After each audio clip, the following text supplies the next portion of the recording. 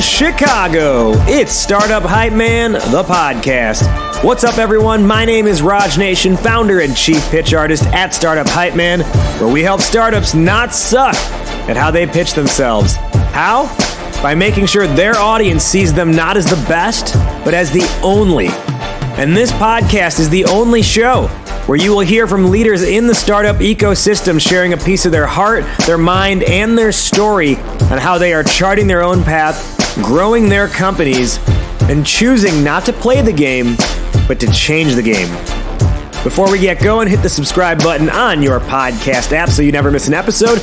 Also, head over to startuphypeman.com and subscribe to our Point of View letter, where we share original articles, insights, and resources, all to help you become the only of your industry. All right, get your popcorn ready and get hyped. It's showtime. Ladies and gentlemen, making his way to the microphone from Kuwait and currently residing in Dubai, he is the co-founder of Boast and Traction. Please welcome Lloyed Lobo.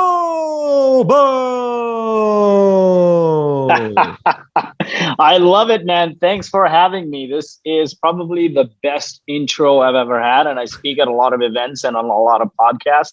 Kudos to you. This is a fantastic opening. I can't be the hype man and not bring the hype when you come onto my show, right? Yeah, definitely. Well said.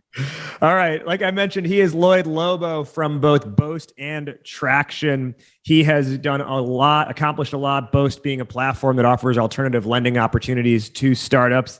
He's been able to bootstrap Boast to 8 figures in revenue, after which then raising over $123 million from investors. He's also built up the community of Traction. They have the annual Traction conference. They have monthly events. That community has been built up to over 100,000 entrepreneurs at this point, and their annual conference sees the likes of Shopify, Twilio, Atlassian, and so many others, both big and small, who attend to learn about how they can continue to grow and scale their companies. Now, if there's one thing amongst the many things that Lloyd has been able to be successful at over the years, if there's one thing I feel like he can talk about in terms of mastery, it is community-led growth. Lloyd, once again, welcome to the show. Community-led growth. Why is this on your mind? Why is it important to you? Community is the present and the future of business, man. And if you look at it, right, third-party cookies and cooking people and interruption-based marketing, you go to a website, you're interjected by a pop-up to click the cookie, then you're interjected by some offer and a chatbot. Like that, I call interruption-based marketing. And if you build a community, you won't become a commodity. That's my philosophy in life. So if you look at it, yesterday's innovation always becomes today's option and tomorrow's commodity, right? You had the GPS. It was a big innovation. You can get your hands on it.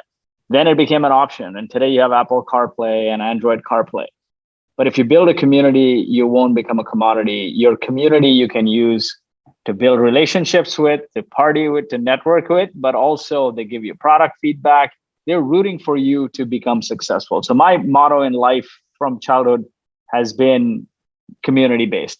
My first interaction with community happened as a refugee of the Gulf War. I was, 9-year-old, 8-year-old kid, just finished my exams. And, I usually studied last minute for the exams. I'd study in the morning, go for the exam. I show up to an exam thinking it's math, and it was geography. And I'm like, I'm going to fail this thing. Like, it's over. I'm failing. Geez, imagine like failing your 4th or 5th grade. I can't remember. And then the summer hit. And one summer morning, my mom wakes me up, I think a week before school was to start. And she's like, I don't think you guys are going to be able to go back to school. The Gulf War just happened. And I'm like, yes, my parents are never going to find out that I failed that exam. But then when it sank in, I realized, man, the currency was invalid. The stress on my parents' face, you lost everything. Pretty much the security had lapsed in the country. And that was a time where there were no cell phones. There was no internet.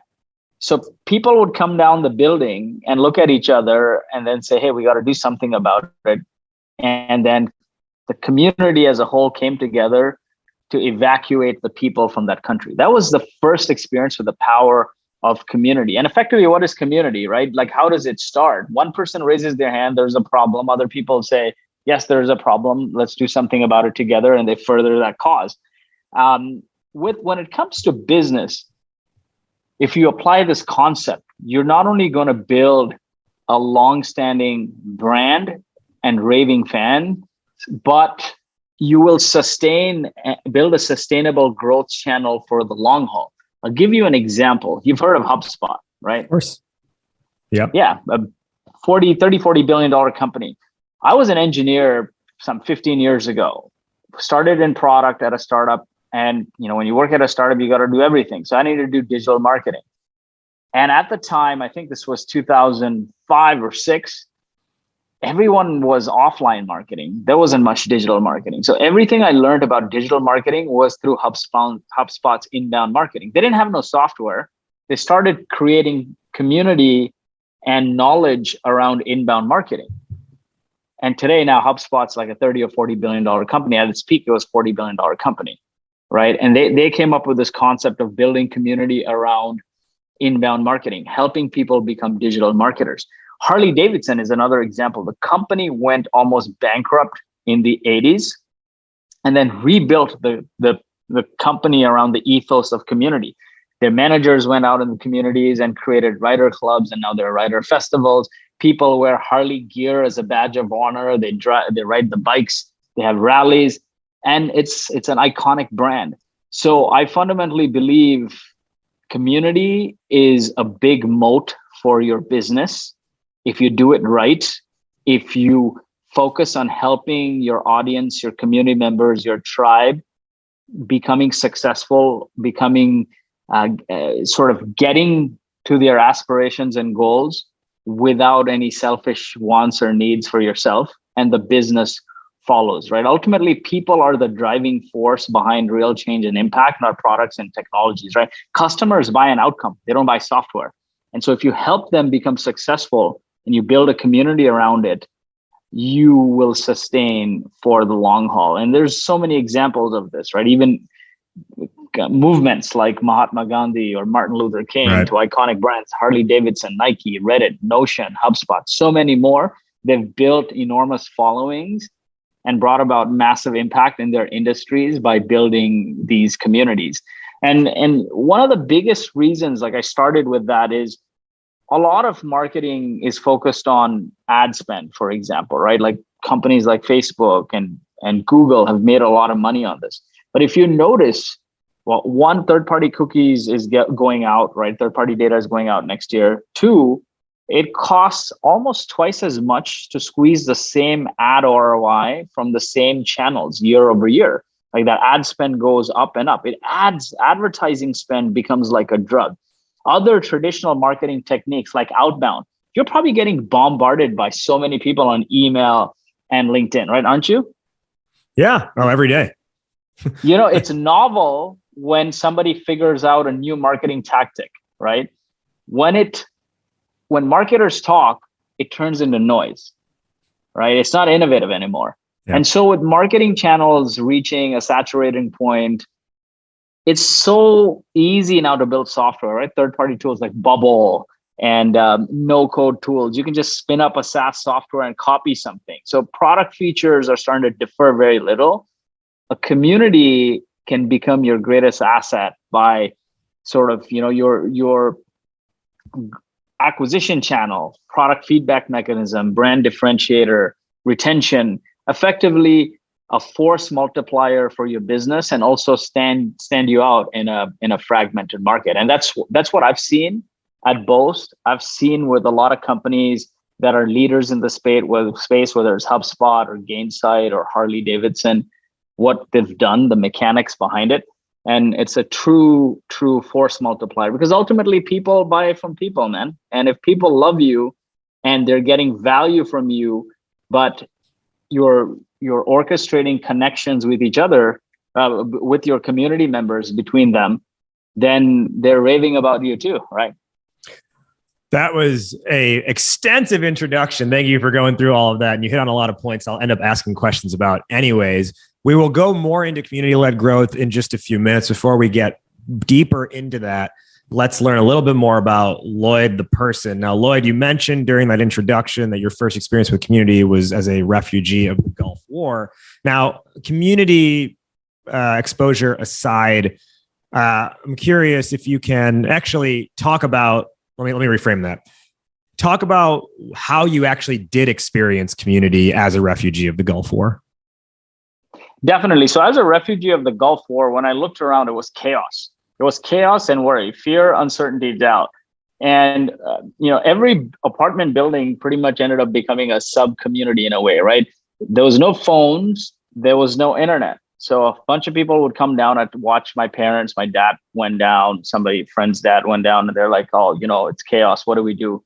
And they're like, the first thing is, who has access to what resources? And my dad worked in a hotel. So he's like, oh, I can supply food and water. Somebody else had some other resource they could bring to the table. And they're like, okay, one of the prime things is we need security. So people would then orchestrate and strategize on who would bring what, who would stand downstairs to secure the building for what hours and whatnot. So that community came together. Ultimately, every building started coordinating with other people, because then you go out and be like, hey, I'm the leader of this sub community. Somebody else is like, I'm here, and they're like, oh, maybe we should figure a way to coordinate buses and shelter for people who are homeless to get out of this country. And ultimately, there was actually a movie made on this, a Bollywood movie called Airlift, on this whole movie, on how that community came together to evacuate the people from Kuwait to safety.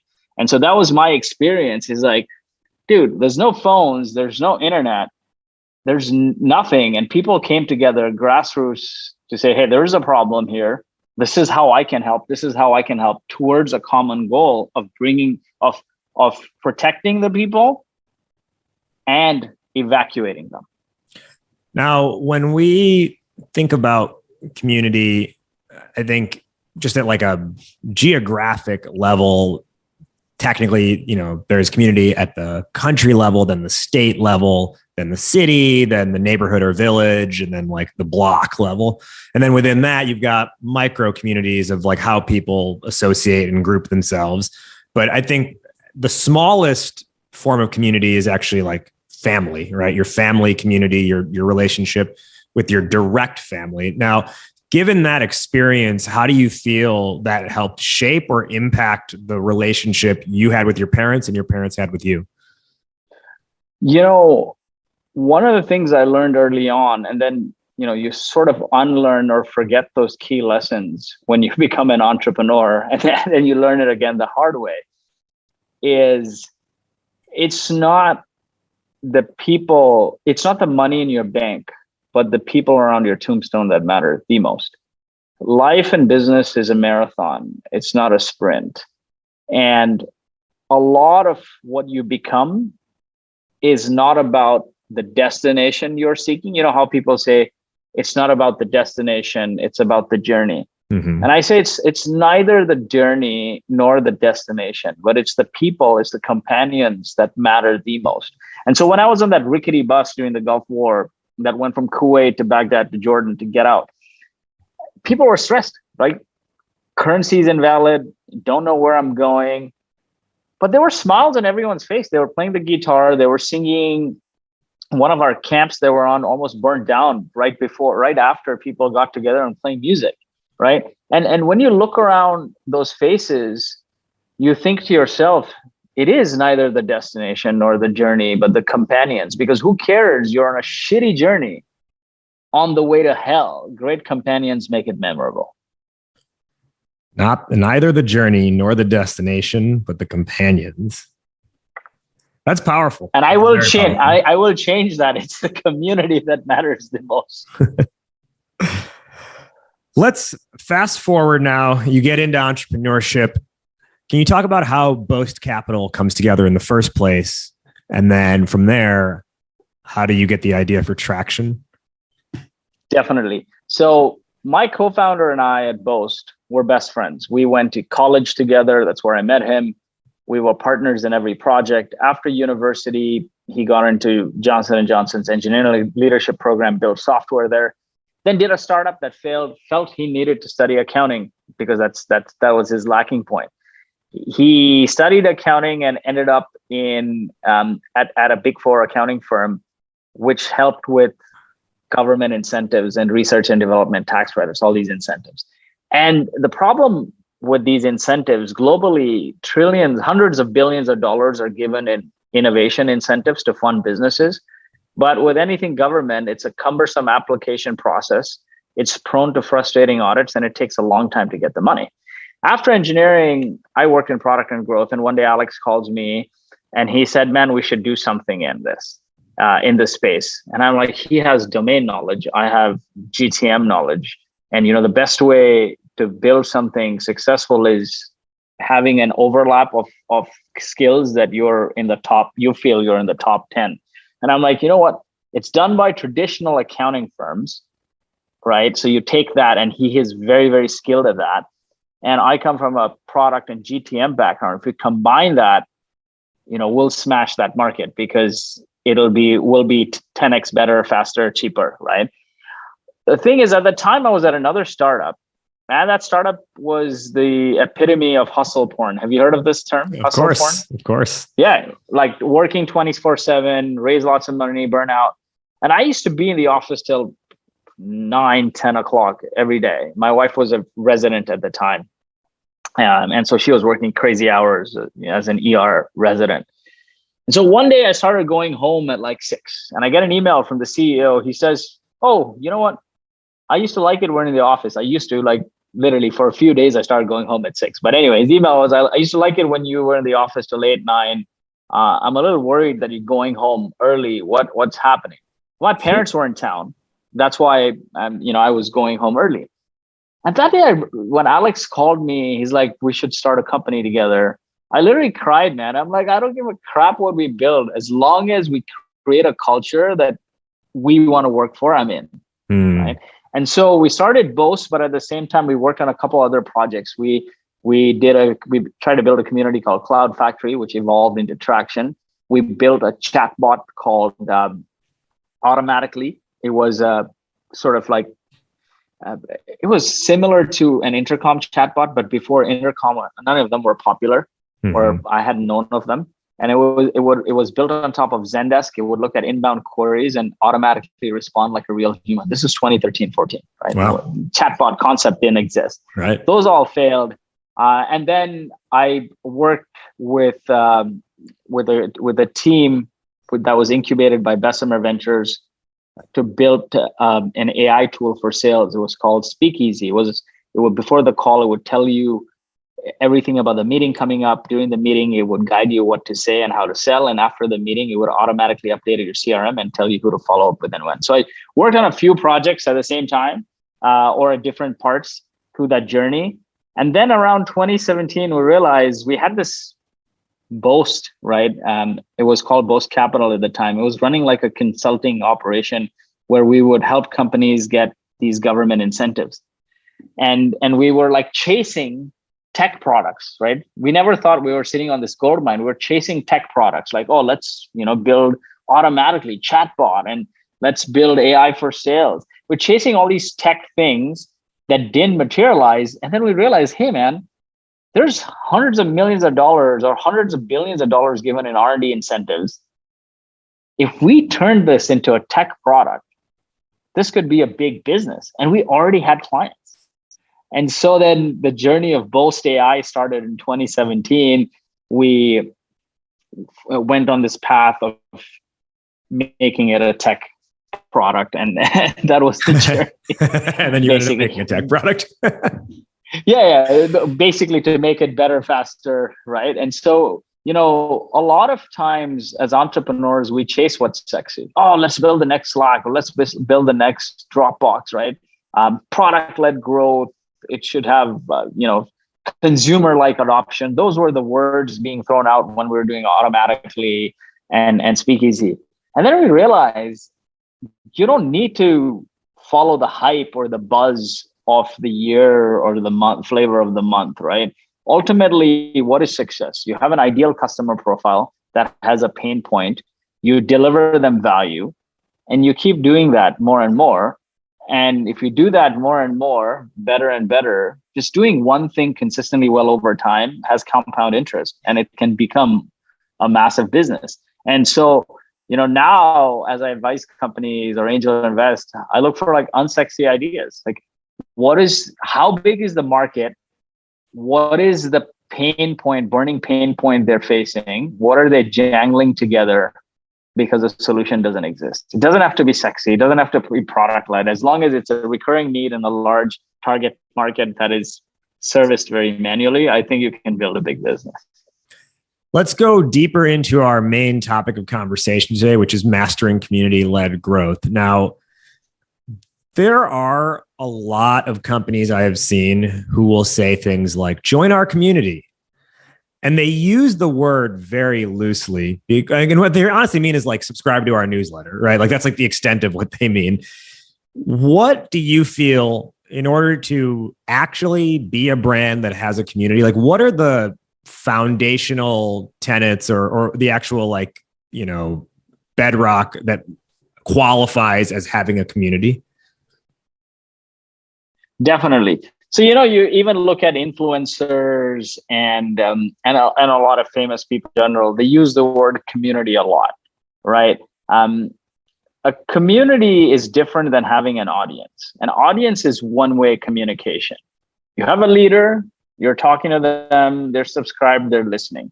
A community is when, without the leader, there's person-to-person engagement happening between that tribe, that group of people, right? So if you host events, if people are engaging amongst each other.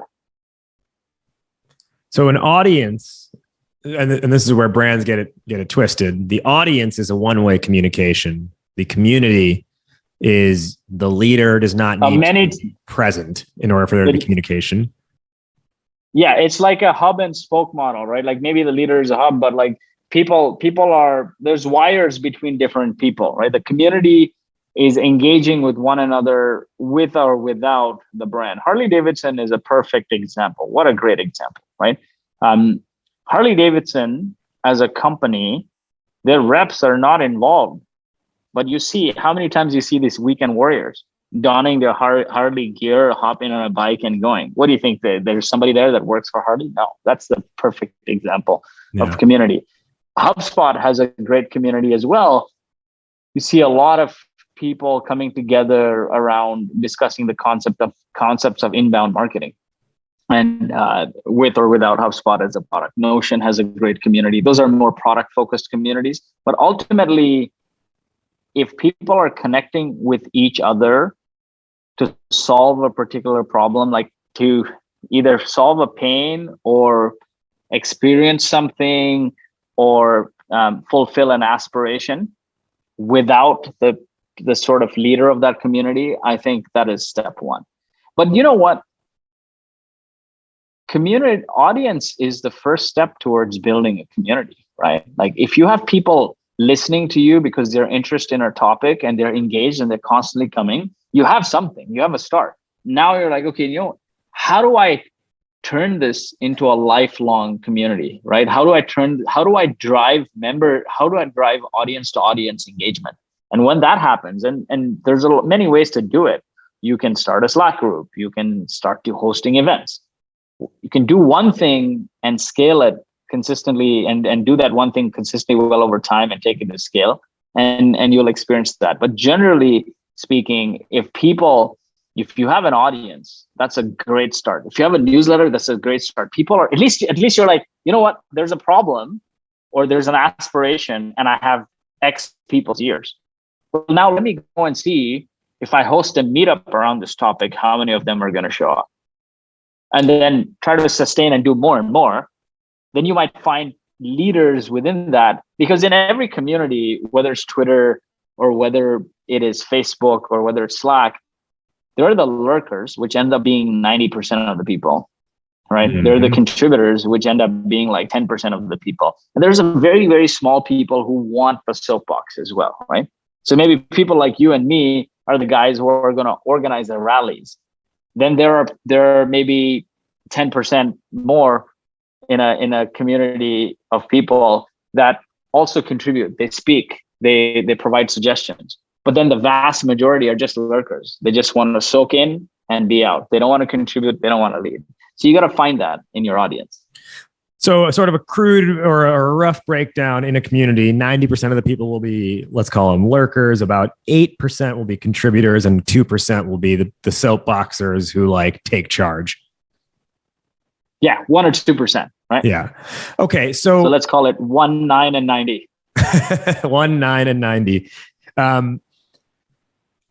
Let's say a company is getting started, like they're like, okay, we want to build a community. I think one of the challenges is how do you do so in a way where it's not contrived?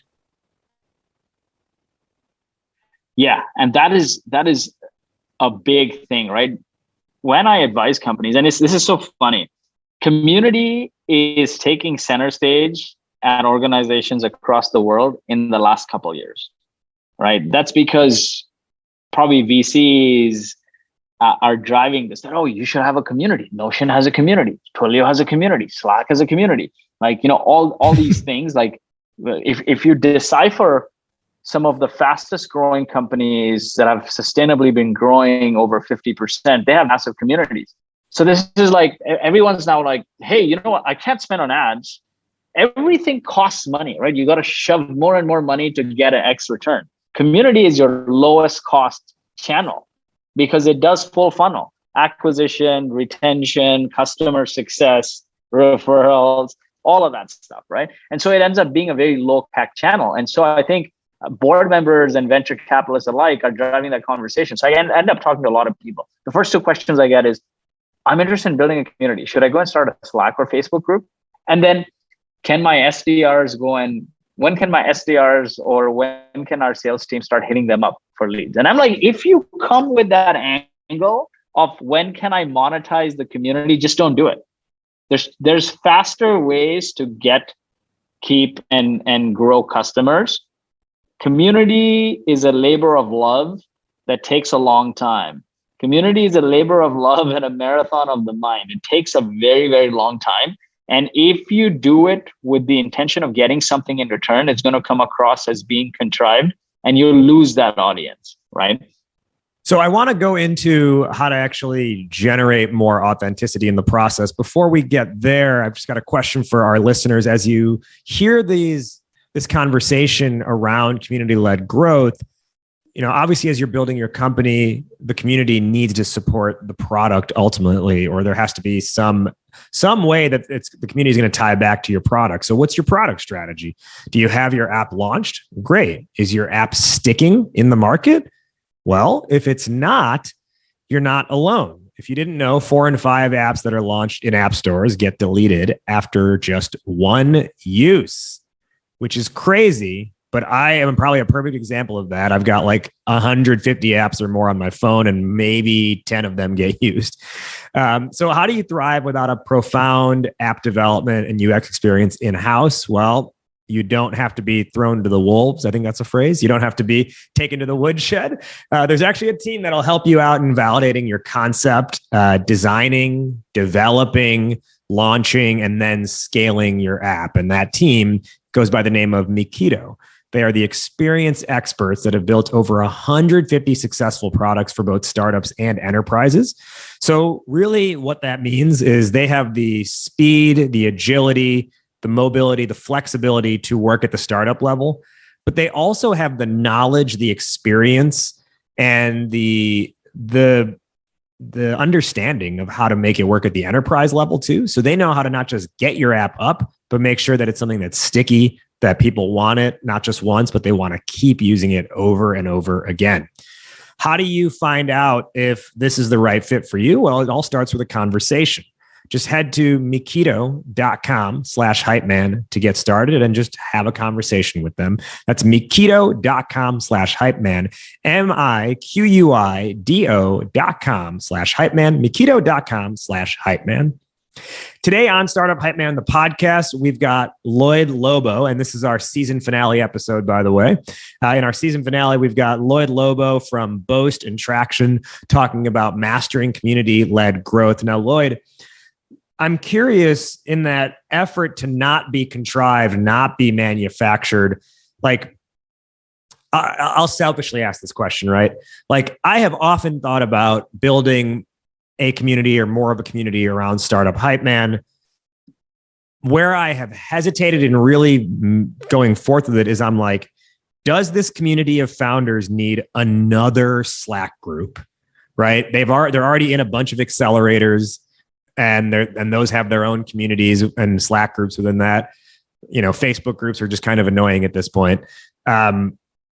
But like, that's my sticking point. I'm like, is another Slack group going to be of value to them? So can you talk through, like, how do you decide what format to create your community in? And then how do you make sure that you do so in a way where you don't have 100% lurkers, right? You actually do have people who are actively contributing. Like, what do you have to do on the creator side to make sure that there's activity in the community?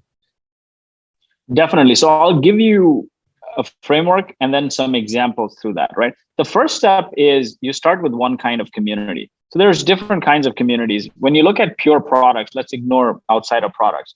There's two types. There's a community of practice, which is you're bringing together people who share the common goal of learning about a specific field, right? So I gave you the example of HubSpot. When they started their community, it was nothing to do with HubSpot.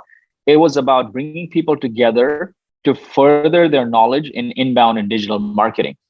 The thing that they nailed on was inbound marketing. It was a white space. And so now there's a lot of digital marketing communities, right? And sub communities and sub communities. So you got to find the white space. What demographic, who is that ideal customer? What stage, what size, where do they eat, breathe, drink, sleep? What is that white space? And you start a community on that white space or that niche that's not being served in a big way, right? So bringing people together first who share the common goal of learning about a specific field, community of practice, I think is a great way to start.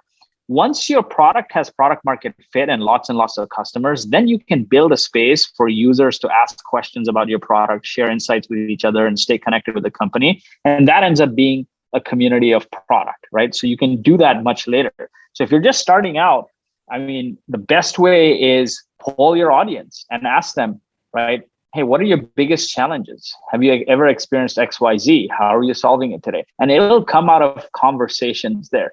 I'll give you an example with Boast. When we started Boast, right, all the companies around were using Big Four accounting firms to offer the service of getting R&D incentives and innovation funding from the government.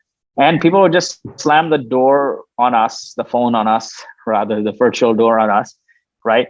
And so because we were failed founders ourselves, we started hosting meetups, pizza nights, basically. 5-10 people would show up. It would be off the record conversations. And at the time when we started, all the conferences were talking about very high level aspirational stuff, right? And we said, you know what? This doesn't serve us. This is great to pump us up as entrepreneurs, but I need to know specifically behind the scenes how X company got their first 10 customers. How did they make their first key hires? What were the interview questions they asked? How did they raise money? Like all of these things. And nobody was talking about it beyond like big conference aspirational stuff. And this is many, many moons ago when we started in 2014, 15, this community. And so we started hosting pizza nights, kind of like off the record. We would bring a speaker who had been through some success. That speaker would run a masterclass, and then 5-10 people would just ask questions and sort of round table amongst each other. Now, every time we started hosting those pizza nights, more and more people started showing up. One day we had 200 people, man, show up in the co-working space. And co-working space said, guys, you can't have this anymore. You can't do such big events here. So get out. And then that evolved into a conference. And so we kept our conference roots to the same: tactical advice on how to build and scale companies. And so we keep it to 15-20 minute talks on tactics on how you did XYZ.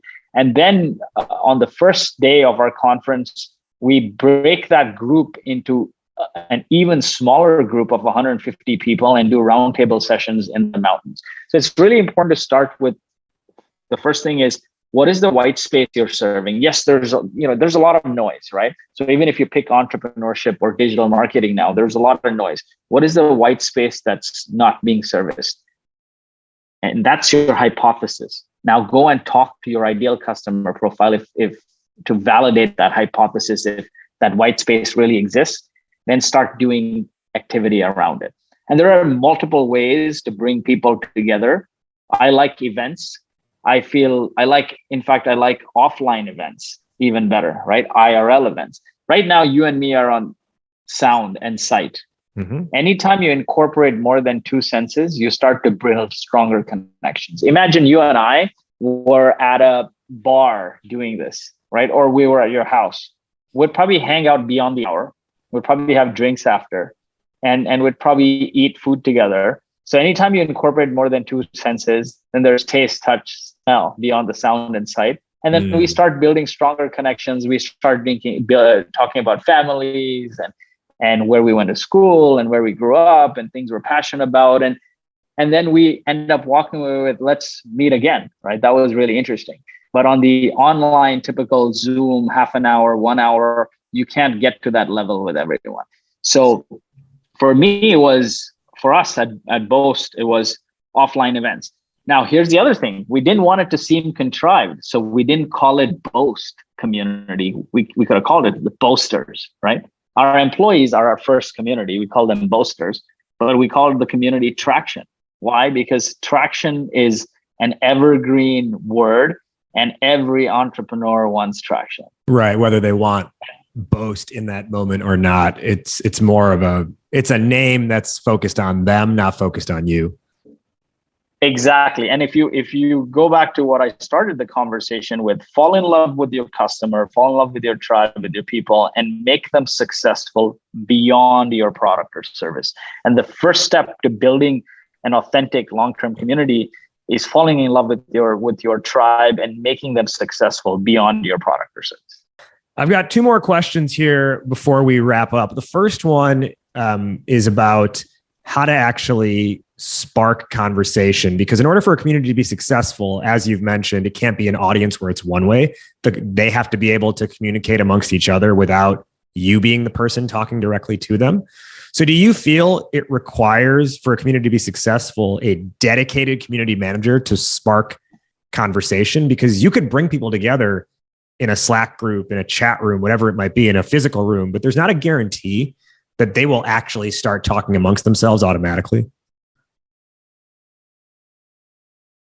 Yeah, definitely. Right. So that's why when you're starting out, the founder is the community manager, right? Like, building a community is very much like building a company. When you start a company, any startup goes through 4 phases. Phase 1 is validation. What are you doing at validation? You're bringing in 10 people to pay you to try it out. Then you're getting to product market fit. Maybe you expand that to 50 customers and you're optimizing for engagement and retention. Then you figure out a repeatable, scalable channel. Then you scale it, meaning you're spending all your energy, 75, 80%, to put fuel on fire, and 25% maybe trying new things. The same thing with community, right? As a founder, you're doing the validation yourself, whether that's building a product and getting early customers, or that's getting early community members. You can't hire a community manager if you don't feel the pain of your community members. So whatever you do as a first step, you need to seed it, right? Another great example is Jason Lemkin. He's the founder of SaaStr. Before SaaStr came together as a community, he used to write Quora questions every single day, maybe 2-3 times a day. He's been a top Quora writer. He's written thousands of questions, and he would answer those questions himself. He would seed it himself. Then others would have those same questions, and they would go and start writing answers there. And his Quora became so popular that he started then hosting events, because he realized that I'm formulating a community that people is engaging in. So one of the most important things is you need to seed it yourself, and then you need to pull and encourage the audience to also interact. And a lot of the times what will happen is now audience members, and I say audience because now you don't really have a community. In the early days, it's an audience. they'll have burning questions, or they'll need connections, they'll need something. Your goal is to answer that or help them get to an answer as quickly as possible. Because imagine you come into some place looking for something and you don't find it. You're going to leave and probably never come back.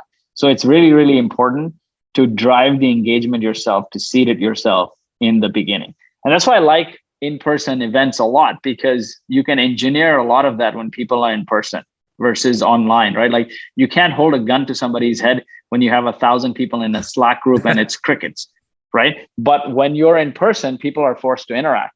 And so I love the model of bringing people together in person and then taking it online for the in-between interactions, because now there's already familiarity and people can message each other. My last question before we hit our wrap up, you've mentioned brands like Harley, like HubSpot, and SaaStr just now, amongst others, Notion. I'm curious to get your take on Peloton. Do you feel they have built a community by your definition, and are they successful in it? Definitely. The ones I talked about, Harley, HubSpot, even SaaStr, they have truly built communities. Anytime members are connecting with one another without the figurehead, you've hit it, man. You've hit it, right? Like you know what? I'm in Dubai and I see weekend warriors sporting Harley and driving around. There's no figurehead from Harley, right? Mm-hmm. It's the love for the joy of riding, coupled with their affinity to the brand, right? And their love for the joy of riding always probably existed. Harley just facilitated that, and now it's become a cult, right? And if you look at it, everything starts with an audience, right? When audience members interact with one another at scale, it becomes a community. When communities come together for a big cause, it becomes a movement, right? And then eventually a movement, if it has undying faith in the cause, and I'm going to get a lot of bad rap for this, but a movement that has an undying, unwavering faith on the cause and won't waver for any reason. I think that becomes a cult, right? It becomes a cult. It becomes a religion, right? So not right or wrong answer here, but ultimately, what is religion? Its roots started in community, right? Mm-hmm. It started. There was a figurehead that came and perfect example, right? Any religion started with one person who was the Messiah, and he had an audience. He or she had an audience, and that Messiah was ostracized because that person was going against the grain and against the leadership at the time. But nonetheless, that Messiah had an audience. Messiah passes away or something happens, the audience members start interacting with each other for the love of the practice. Let's call it practice. What is it? It's a community of practice, right? It's what we talked about. It's the idea. It's the philosophy, right? It's no different than learning and yearning about a specific field, for lack of a better word. Right. And then they started coming together. It became a community. Then communities started coming together to make this mainstream, and it became a movement. And today now, you'll have to hold a gun to some people's head for them to waver off their beliefs. So what is it? It's religion. It's a cult. we don't have time today, but I have an entire rant I can go on about how every brand is actually like, you should actually look to world religions as the example to build your brand. But again, we don't have time today to go through all that. Let's start our wrap up. So Lloyd, first off, where can our listeners find you? Where can they learn more about you, about Boast, and about Traction? Definitely. So first, LinkedIn. I actually deleted all my social apps in the last little while. I was very active on LinkedIn for the most, because I can't keep my mind on 100 things. But as an experiment in April, I started saying, hey, what if I delete everything that I'm active on? What other interests will I develop? So, but I'm active on LinkedIn. I use LinkedIn website, tractionconf.io and boast.ai.